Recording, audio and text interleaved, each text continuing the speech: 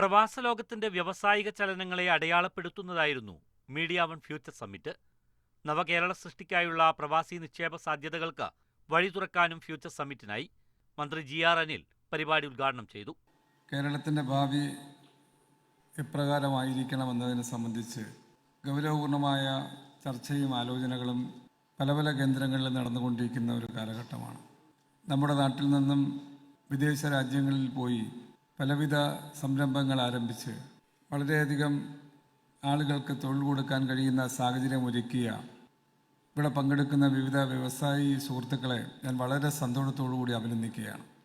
അത്തരത്തിലുള്ള പ്രവാസി സമ്പത്താണ് യഥാർത്ഥത്തിൽ കേരളത്തിൻ്റെ ഭാവിയിൽ ഏറ്റവും നിർണായകമായി മാറാൻ പോകുന്നത് എന്നുള്ളതാണ് ഒരു സത്യം.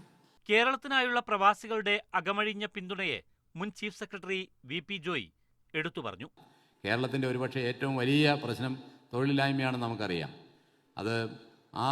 അതുപോലുള്ള പ്രശ്നങ്ങൾ നേരിടാൻ തീർച്ചയായിട്ടും ഈ വിജ്ഞാനം അടിസ്ഥാനമാക്കിയുള്ള സംരംഭങ്ങൾ, വൈജ്ഞാനിക സംരംഭങ്ങൾക്ക് തുടക്കം കുറിക്കേണ്ടത് വളരെ ആവശ്യമാണ്.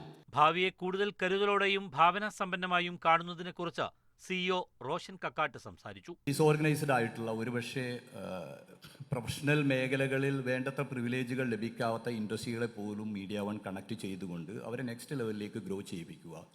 അതുപോലെ തന്നെ നാട്ടിൽ നിന്നുള്ള സംരംഭകർ, ഇവിടെ തന്നെ പങ്കെടുക്കുന്ന പലരും ഗൾഫിൽ, പ്രത്യേകിച്ച് സൗദി പോലുള്ള രാജ്യത്ത് ബിസിനസ് കൺസൾട്ടൻസി വളരെ ചുരുങ്ങിയ സമയം കൊണ്ട് തന്നെ ലൈസൻസ് ഓപ്പൺ ചെയ്തുകൊണ്ട് അവർക്ക് അവരുടെ ഫാക്ടറി സ്ഥാപിക്കുവാനും സർവീസ് ഓഫീസുകൾ സ്റ്റാർട്ട് ചെയ്യാനുമുള്ള സംവിധാനങ്ങൾ ഇവരെ കണക്ട് ചെയ്തു കൊടുക്കുക എന്നുള്ളതാണ് മീഡിയ വൺ ചെയ്തു വരുന്നത്.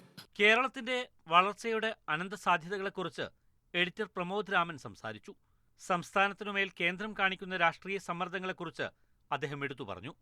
കേരളത്തെ സംബന്ധിച്ചിടത്തോളം ഈ കേരളത്തിൻ്റെ വികസന, വ്യാവസായിക, വാണിജ്യ രംഗത്തുള്ള വികസനം ഉൾപ്പെടെ വിദ്യാഭ്യാസം, ആരോഗ്യം തുടങ്ങിയ മേഖലകളിൽ ഉൾപ്പെടെ വ്യത്യസ്ത തുറകളിലെ വളരെ പരിമിതമായ തരത്തിലുള്ള വിഭവ സമാഹരണത്തിനും അത് വിനിയോഗത്തിനും വേണ്ടിയതുൾപ്പെടെയുള്ള തുക പിടിച്ചുവെക്കുന്നു എന്നതിൻ്റെ ഒരു പ്രശ്നം നമ്മൾ നേരിടുന്നുണ്ട് എന്ന് തന്നെയാണ്.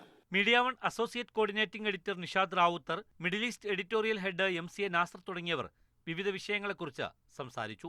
നമ്മളെപ്പോഴും ആലോചിക്കുന്ന ഒരു സംഗതി, എങ്ങനെ വേറെ കൊള്ളാവുന്ന ഒരു സംരംഭകൻ്റെ സ്ഥാപനത്തിൽ പോയി വലിയ റിസ്ക് ഇല്ലാതെ പണിയെടുത്ത് ശമ്പളം വാങ്ങിക്കുന്നതിനെ കുറിച്ചാണ്. അപ്പോൾ നമ്മുടെ സംസ്കാരപരമായ, വിദ്യാഭ്യാസപരമായിട്ടുള്ള ഒരു സംഗതി അതിനകത്തുണ്ട്.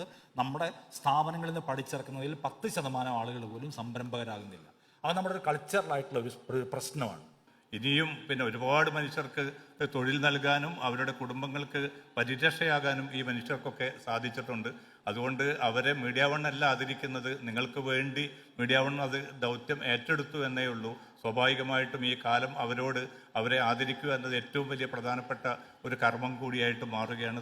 വിവിധ മേഖലകളിൽ നിന്ന് പ്രത്യേകം ക്ഷണിക്കപ്പെട്ടവരാണ് ചടങ്ങിൽ പങ്കെടുത്തത്. Media one, Thiruvananthapuram.